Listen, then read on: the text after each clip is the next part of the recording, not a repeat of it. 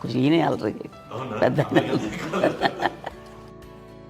అమ్మ ఇక్కడ ఒకటమ్మా, అల్లరికి హుషారుకి చలాకితనానికి చిలిపితనానికి ఆ తేడా తెలుసుకుని చెప్పమ్మా.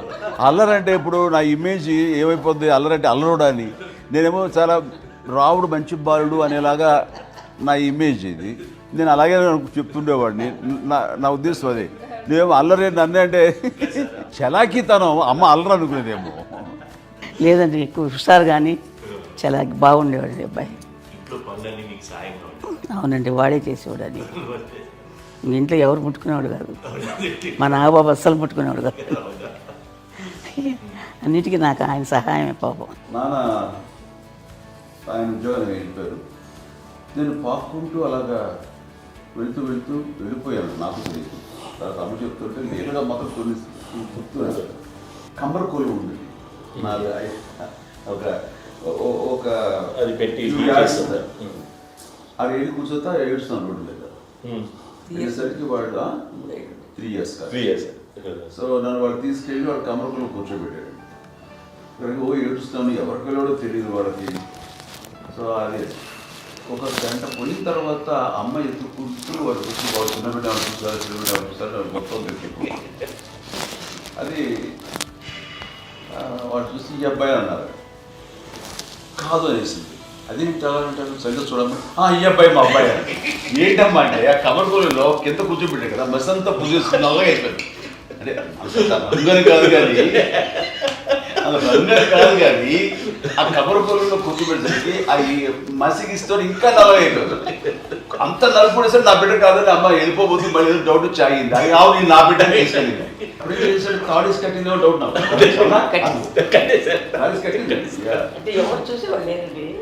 అమ్మేమో అల్లరి అనుకునేదండి. నాకేమో చిన్ననాటి మహాభాగవతం కృష్ణుడి కార్యక్రమం అనుకుంటాను. ఆయన మహానుభావులు అయ్యే వాళ్ళందరికీ ఆ లక్షణం ఉంటుందేమో చిన్నప్పుడు. కొన్నిదల కుటుంబ సభ్యులు మంచి రుచులను ఆస్వాదిస్తారని, మంచి భోజనాలని ఆనందిస్తారని అందరికీ తెలుసు. చిన్నప్పుడు వీరి ఆహారపు అలవాట్లు ఎలా ఉండేవి? ఈదేవి ఎగిరేవి ఇవి ఎవ్రీ డే 2 పూట్ల ఉండాలన్నా. మరి నాగబాబు పాపం ఏముంది, తిన్నట్టు ఇష్టం. మరి అన్ని రకాలుగా నాన్న కోసం చేసి పెడుతుంటే మరి తను అవి ఇష్టపడక ఆ తర్వాత లేకపోతే కోపడక ఎలా ఉంటాడు చెప్పండి. 5 పిల్లలు అయినా అమ్మా నాన్నలు కొంతమంది పైనే ఎక్కువ దృష్టి పెడతారు. ఈ 5 మీరు ఎవరి మీద ఎక్కువ ఫోకస్ పెట్టేవాళ్ళు?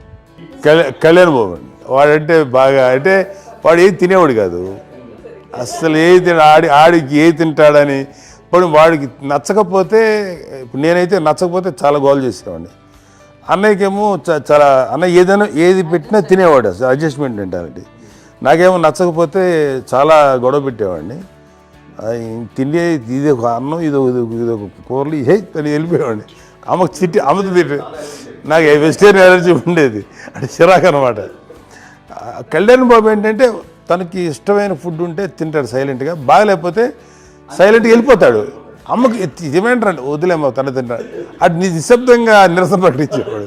దాంతో వాడి గురించి చాలా ప్రొటెక్టివ్గా చూసుకునేది అమ్మ. పైగా చిన్నప్పటి నుంచి కొంచెం వాడు వీక్గా ఉండేవాడు, అంత బలమైన ఇది కాదు. దాని తర్వాత కొంచెం అందుకని అమ్మ వాడిని స్పెషల్గా చూసుకునేది. వాడు స్పెషల్ కిడ్ అయ్యాడు ఇంట్లో. మీ అమ్మగారు మీ అక్క చెల్లెళ్ళకి ఇచ్చిన సలహా ఏంటి? అంటే ఇండిపెండెంట్గా ఉందంటారమ్మా, ఎవరి డిపెండ్ అవ్వదు. ఈ పిల్లలు నువ్వే జాగ్రత్తగా ఎవరి మీద చేయకు, డిపెండెంట్గా పెట్టద్దు. ఆవిడ మాకు బాగా ఎక్కువ చెప్తుండేది. నాకు కొంచెం టఫ్ టైమ్స్లో కూడా నీ పాటు నువ్వే ఉండాలి, ఎవరి ఇంట్లో ఉండదు, ఎవరి ఇంట్లో ఉండదు, మా దగ్గర కూడా ఉంది, నీ దగ్గర బట్టి నువ్వే ఉండాలి. చెప్పారు చాలా తక్కువ, బట్ నాకు అదే చెప్పేది. ఇండిపెండెంట్ అట్లా ఒకరి దగ్గర ఉంటే నీ గౌరవం తగ్గిపోతుంది, ఎక్కడ ఉండదు. అది చాలా నాకు చాలా ఇష్టంగా ఉండేది అమ్మ మాటలు. అది ఇప్పుడు కూడా అది చాలా హ్యాపీగా అనిపిస్తుంది అని చెప్పింది. అంతే కదా, ఇప్పుడు మనకైనా రోగాలు వస్తే దేశీయత్వంలో దాన్ని బాగా మనమే.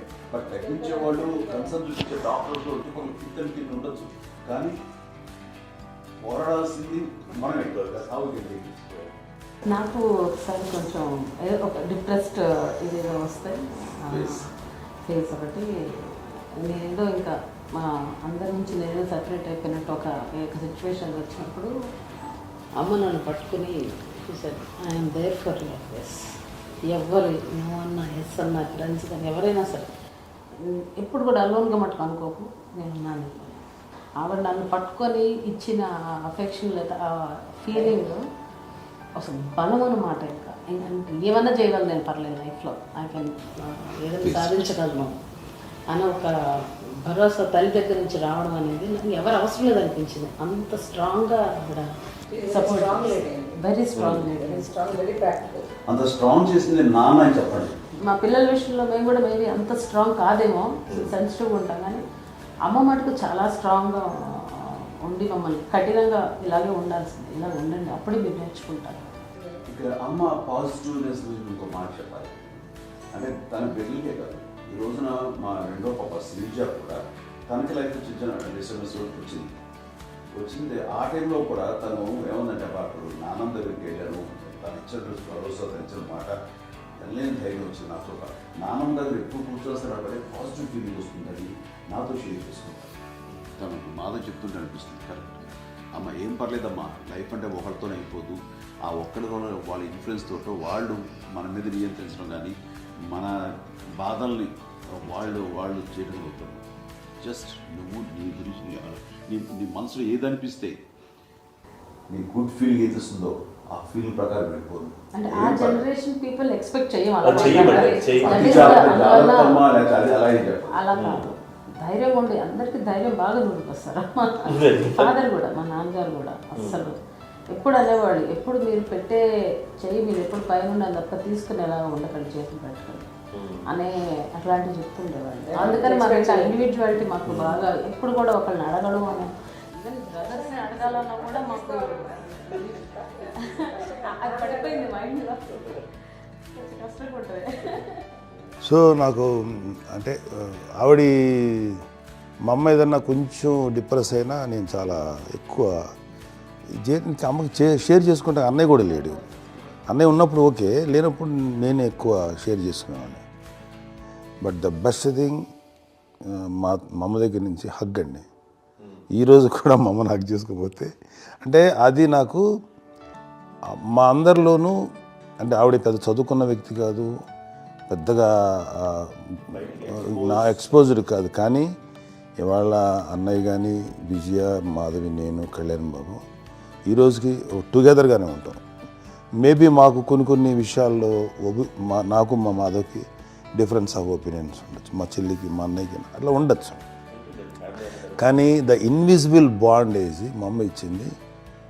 ఆ లవ్ అండ్ ఎఫెక్షన్, హగ్ అవన్నీ ఆవిడ నాన్ వెర్బల్ అడ్వైజ్ ఏంటంటే అందరూ అలా కలిసి ఉండాలనేది ఆవిడ నుంచి మేము నేర్చుకున్నామండి. అది ఇట్స్ ఈజ్ నాట్ వర్డ్లీ, అది నోటి మాటకు కాదు, అది వెర్బల్గా కాదు, నాన్ వెర్బల్గా చెప్పినటువంటి ఇది. సో అందుకని అది మాకు గొప్ప, మేమందరం ఇప్పుడు అలా ఉండడానికి కారణం, అంత కలిసి ఉండడానికి కారణం, మెయిన్ కారణం మా అమ్మ అండి.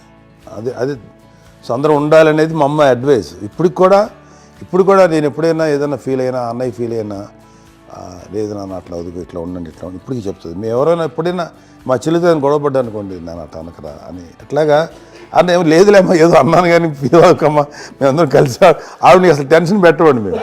సో అలా అది ఆవిడ నేర్పించింది. అలా కలిసి ఉండటం అనేటువంటి బాండేజ్ని ఆవిడ తన ఒక హగ్తో చెప్పింది. అన్నయ్య సినిమా చూడండి, జాదూకే చెప్పాను, అది మా అమ్మ దగ్గరే ఉందండి. శంకర్ దాదాలో చెప్తాడు చూడండి.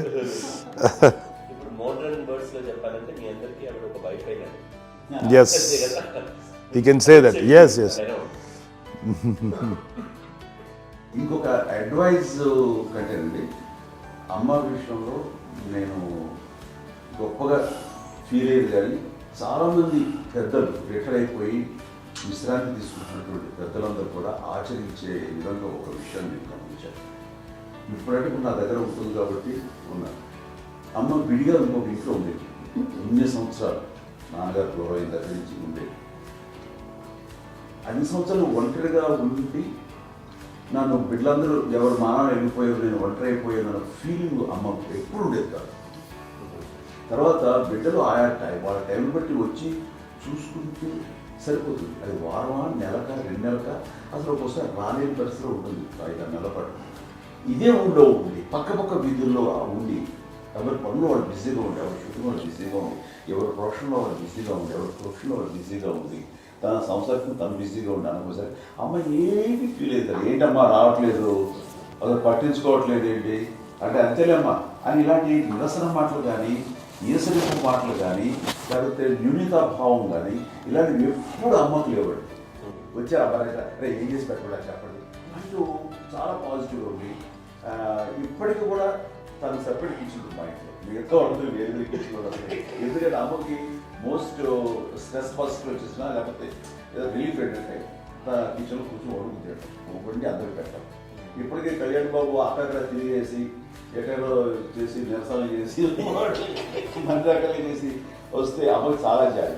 ఆడేదో ఇంకా మేము గుడ్లా కష్టపడుతున్నాం కానీ ఆడి ఎంతలో వెళ్ళేదో మీ టీవీలో వాటిలో అది ఎక్కువగా చూపించేసరికి వాడే కష్టపడతారు, మేము కష్టపడలేదు ఫీల్ అమ్మకి. అందులో వాడు రాగానే ఎలా వచ్చేసావా అని అమ్మ ఎక్కడ కళ్యాణ్ బాబు ముందు అమ్మను కానీ ఎక్కడ కళ్యాణ్ బాబు తను ఎక్కడ ఉంటాడో ఏముంటుందో తెలుసు. అది తర్వాత ఎక్కడ తను వాడికి ఇష్టమైన బిర్యానీ అవి చేసి చక్కగా పంపించి అని చేస్తున్నాడు. అట్లాగా బిడ్డలకి పెట్టడమే తప్ప బిడ్డల నుంచి ఈ వయసులో ఎక్స్పెక్ట్ చేయడం లేకపోగా కొంచెం పట్టించుకోవట్లేదు అనే ఒక న్యూనత భావంలోకి వెళ్ళిపోయి సైకలాజికల్ డిప్రెస్ అయ్యే మదర్ మాత్రం కాదు.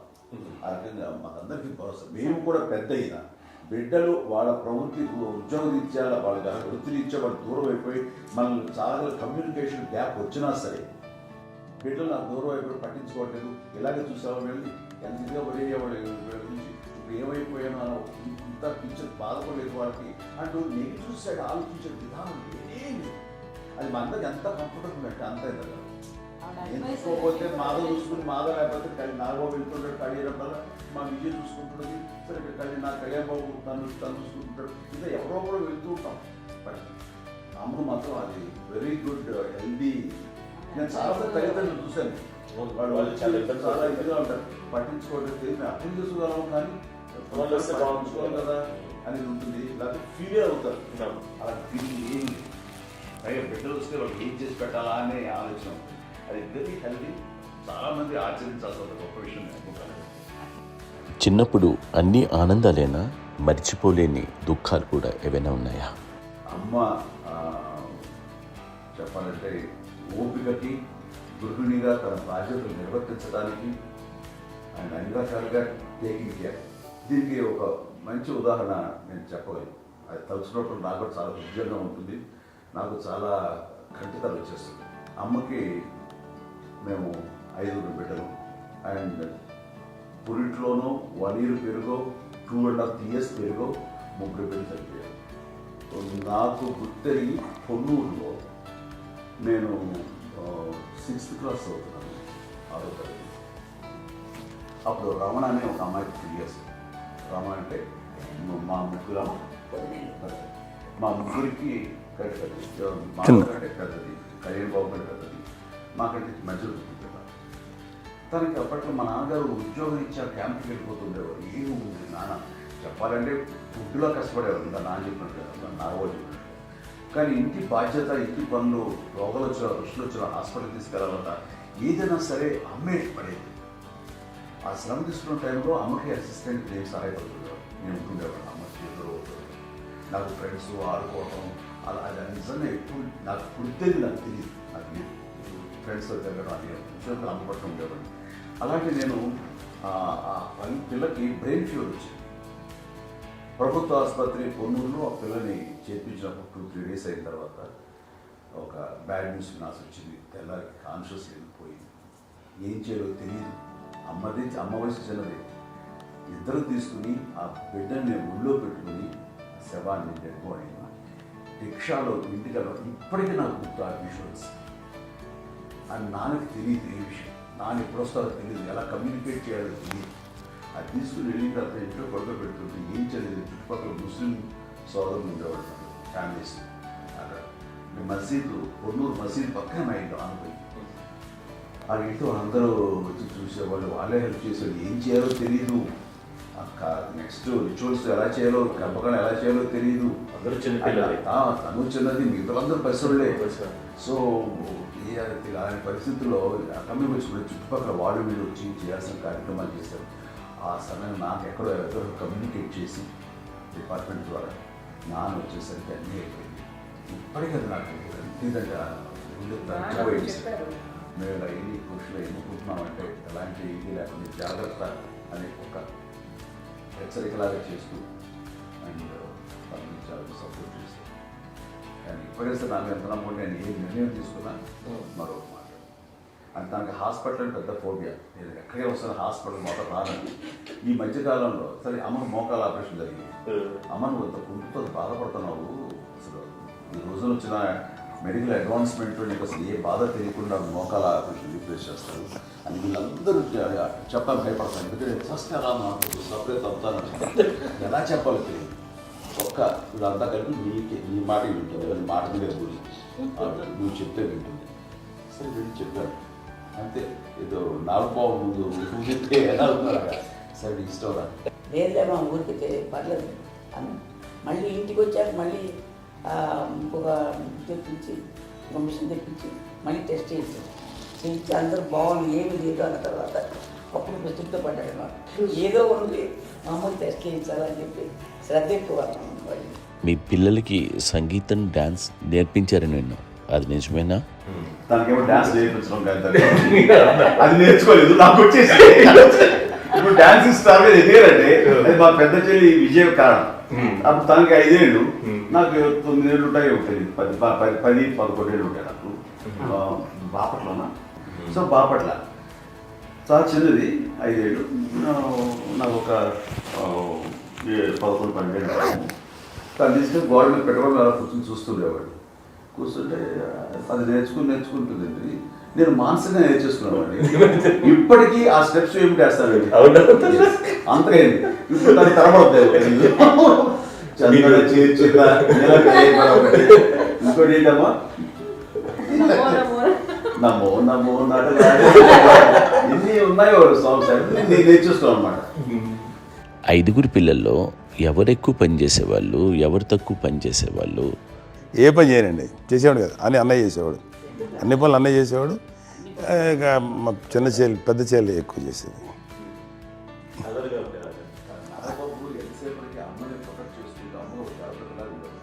అదే అబద్ధం అండి, అది అన్నయ్య నన్ను గౌరవంగా మాట్లాడుతున్నాడు కానీ అన్నయ్య అవుట్ ఆఫ్ ప్రొటెక్షన్ మాడుతున్నాడు కానీ అవుట్ ఆఫ్ మాడుతున్నాడు కానీ అసలు ఎప్పుడు ఏ పని చేయలే. లేదు నిజం ప్రామిస్ అండి, ఏ పని చేసేవాడు కాదు. మా ఇద్దరికి మధ్యలో పాపం అన్నయ్య చాలా పని చేసేవాడు. ఎంత పని చేసేవాడు, నేను ఇచ్చిన తర్వాత మళ్ళీ నాకు ఏదైనా చిన్న పని చెప్తే అది కూడా నువ్వే చేయనివ్వండి. ఆ కోపం వచ్చి ఒకడు కొట్టేవాడు, కొడితే కోపం వచ్చేది తప్ప నేను వెళ్ళేవాడిని కాదు. అమ్మకి ఎప్పుడు ఏంటంటే ఒక ఇదే పని చేయడని, అంతే. నిజంగా ఏ పని చేసేవాడిని కాదు.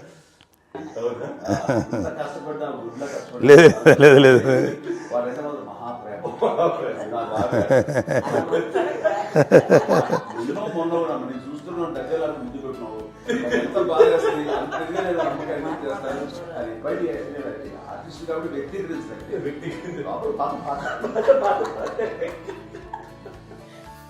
చిన్నది కాబట్టి తనంటే పుట్టాడు, నేను పెద్దోడు కాబట్టి నేను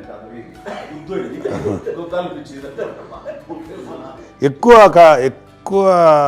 కష్టపడింది కానీ మా నాన్నగారి చేతిలో ఎక్కువ అంటే నాన్న బాగా కోపం ఎక్కువ అనుమానించింది కానీ అన్నయ్య పాపం బాగా దొరికేసేవాడు పాపం.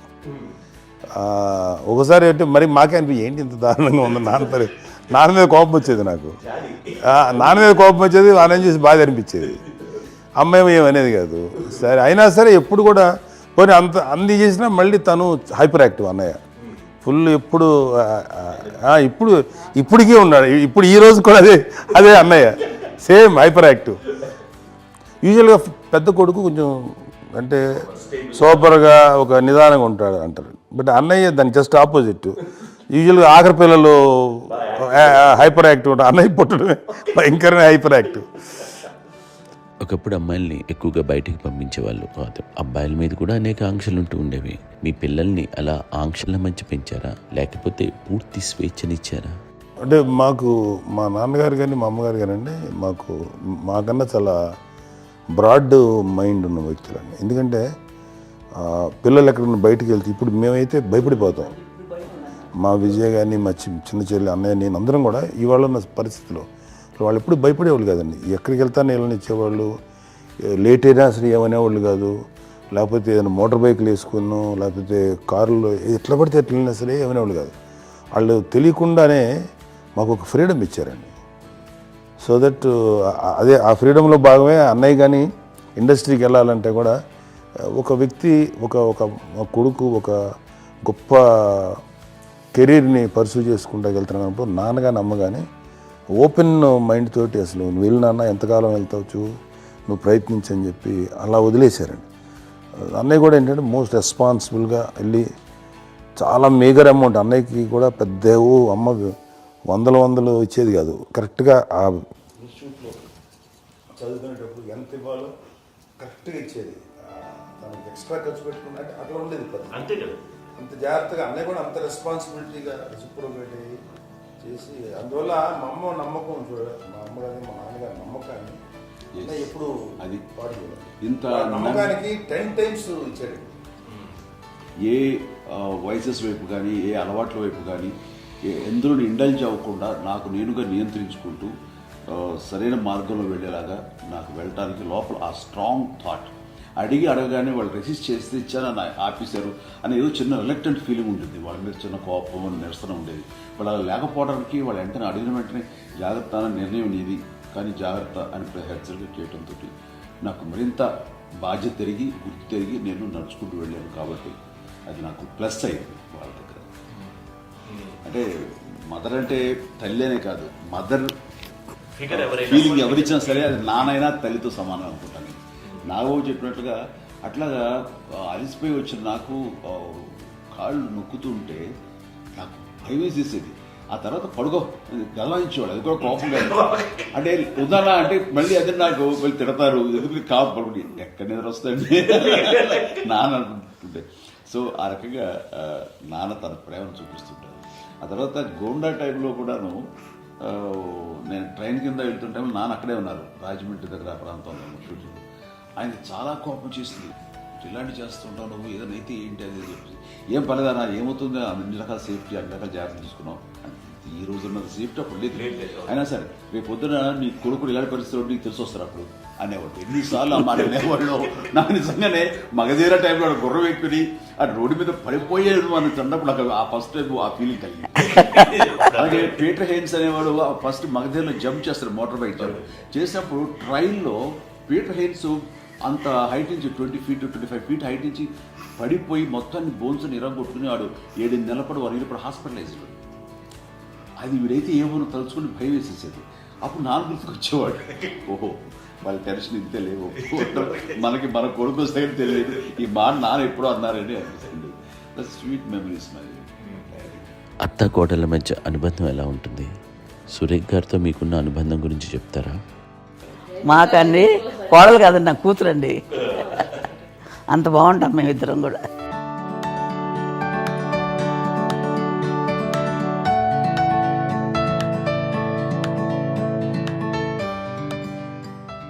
మీది ఒక అందమైన ఉమ్మడి కుటుంబం, అందరూ కలిసి ఉంటారు. ఇంత ఆనందంగా ఉండడానికి కారణం ఏంటి? దీనికి పునాది ఎవరే వేశారు? మా నాన్నగారి క్వాలిటీ నేను ఎగ్జామ్ చెప్పగలను. అమ్మ వాళ్ళ ఇంట్లో పెద్దది, వాళ్ళ నాన్నగారు అంటే మా తాతయ్య గారు ప్రొహిబిషన్ డిపార్ట్మెంట్లో సిఏగాను ఎస్ఐగాను చేశారు. ఏదో అమ్మ ఇన్స్పెక్టర్ సిఏ చేసి ఆయన కాలం చెందారు. చాలా ఎర్లీగా 48 years చచ్చిపోయారు. 40 చచ్చిపోయారు. 40 దాదాపు 40 చనిపోతే ఆయనకి అప్పటికి అమ్మ కాకుండా 4 బిడ్డలు. అమ్మ తర్వాత అబ్బాయి తర్వాత 3 ఆడతారు. వాళ్ళు ఏంటంటే రాకరావిడి నాగబాబు కంటే కూడా చిన్నమ్మ. అది ఆ వయసు అంత చిన్నవాళ్ళు. అమ్మ మా పిన్నమ్మలు నాకంటే చిన్నవాళ్ళు. అలాంటి పిన్నమ్మల్ని ఆయన వీళ్ళ నాగ చనిపోయిన తర్వాత తన ఫ్యామిలీ అంతగా నాన్న పెంచారు. నాన్న కూడా అరాకురా శాలరీ మీద బతికేదే తప్ప కూడా కాదు.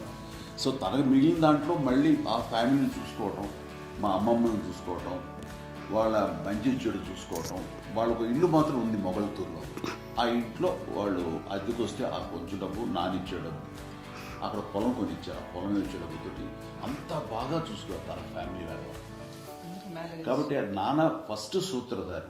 అమ్మ కూడా ఫ్యామిలీ బాండింగ్ టుగెదర్నెస్ అనేది స్ట్రాంగ్గా ఉండటానికి నాన్న ఏర్పాటు చేసినటువంటి బీజం.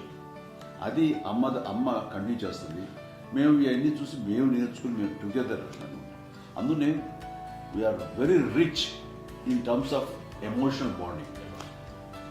ఇప్పటికే వాళ్ళ ఏ కష్టం వచ్చినా, ఎవరికి ఏది ఇబ్బంది వచ్చినా సరే మొత్తం అందరం గుంపుడిపోతాం.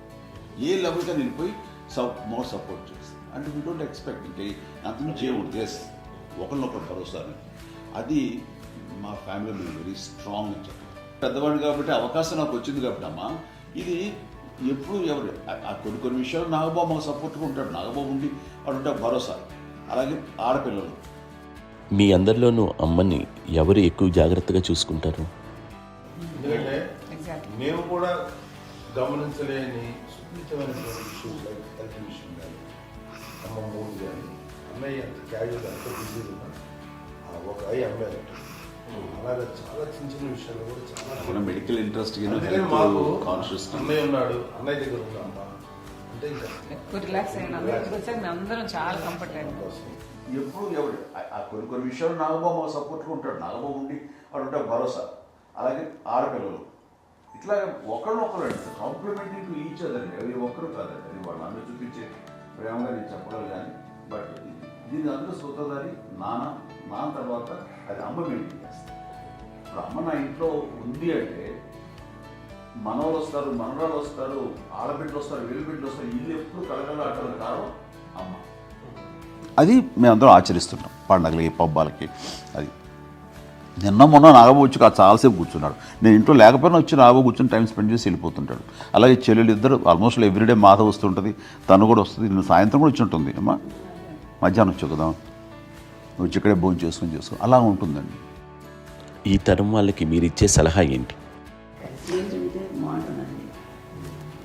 పిల్లలు కలిగి ఇంకా అక్క చెల్లెలు అన్న తమ్ముడు అందరూ కలిసి ఉంటుంది. అన్యోన్యమంతా సంసారం నిలబడుతుంది. లేకపోతే ఏముందండి, ఇక్కడ వెళ్ళిపోతారు, విడిపోతే ఎక్కడ పడతారు అంతే.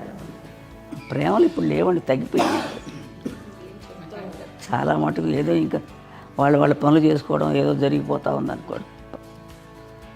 అంత ప్రేమలు ఎక్కడ లేవండి ఇప్పుడు ఈ రోజు. అంటే ఒకప్పుడు ఒకరికి ఇంకొకరు భరోసాగా ఉండేవారు. అంటే ఎందుకంటే వీళ్ళ పెద్దనాన్నగారి పిల్లలు కూడా మా ఆయన చూసేవారు. మా నాన్నగారు అన్నయ్య వాళ్ళ బిడ్డలు కూడా పెళ్ళి చేశాను. వాళ్ళు కూడా అమ్మే, వాళ్ళ ఆడపిల్లలు కూడా అమ్మే. చూడండి నాన్న ఎట్లయితే తన చెల్లెలు చూసుకున్నారో అట్లయితే నాన్న తరపు అన్నగారి పిల్లలు వాళ్ళు చనిపోయారు తెలియాలి. వాళ్ళ బిడ్డలకి పెళ్ళిళ్ళు పేరెంటాలు అన్నీ చేసింది అమ్మాయి. అమ్మ అలా చేసింది కాబట్టి అది మాకు మార్గదర్శకం ఉంది.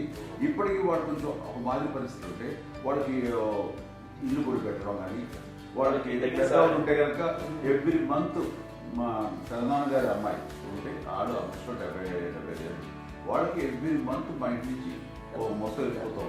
10,000-15,000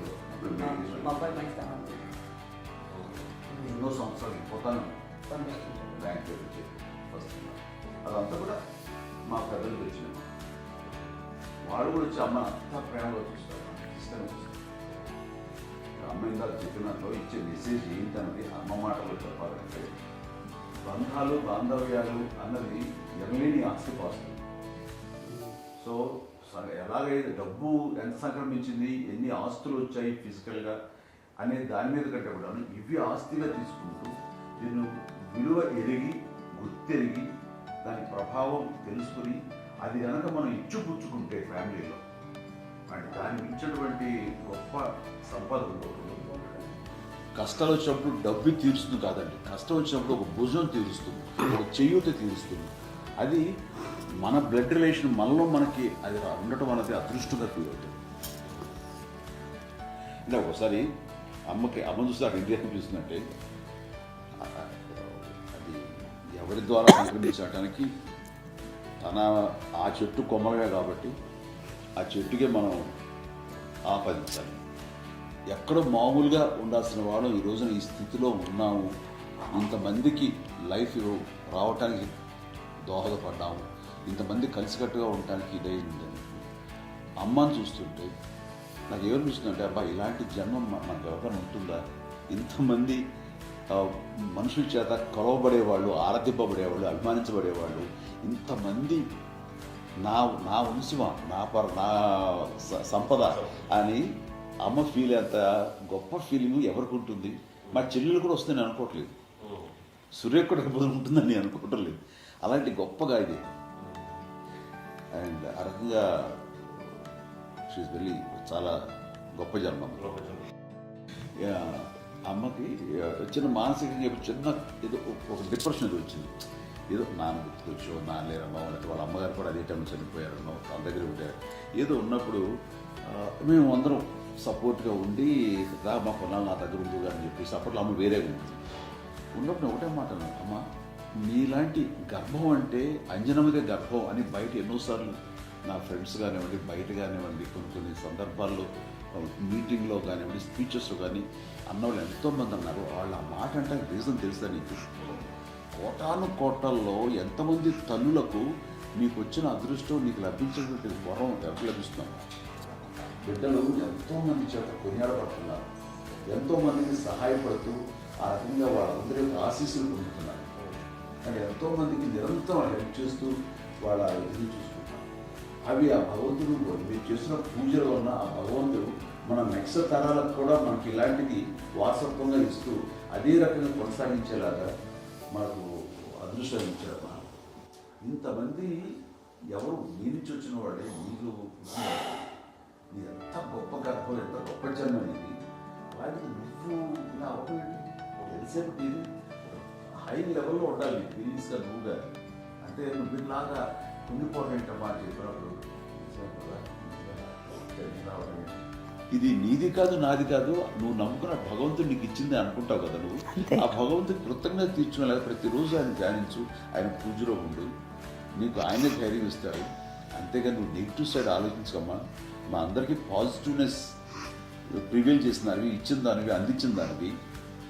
అలాంటి నువ్వు నెగిటివ్ వైపు వెళ్ళిపోకూడదు అనుకుంటే అంతే, మళ్ళీ అటుపక్క ఎప్పుడు వెళ్ళలేదు. ఆంజనేయ స్వామి భక్తి ఆయనలో ప్రవేశపెట్టి చెప్పాలండి ఆయనకి. నేను నన్ను దేవుడు ఇంట్లో నేనే ఇంట్రడ్యూస్ చేశాను మా నాన్నగారు. నానంత ప్రగాఢంగా నమ్మి ఆయన దానివల్ల లబ్ధి పొందారు. ఆయన అందులో మమ్మల్ని మించిపోయిన స్టేజ్కి వెళ్ళిపోయారు. ఆయనతోటి ఆంజనేయ స్వామితో ఇంటరాక్ట్ అవుతూ అట్లా ఆయన నమ్ముకుంటారు. ఆయన నానంటారు అంతా నా గురువు, నా పెద్ద కొడుకు అంటున్నారు, పెద్దోడే గురువు.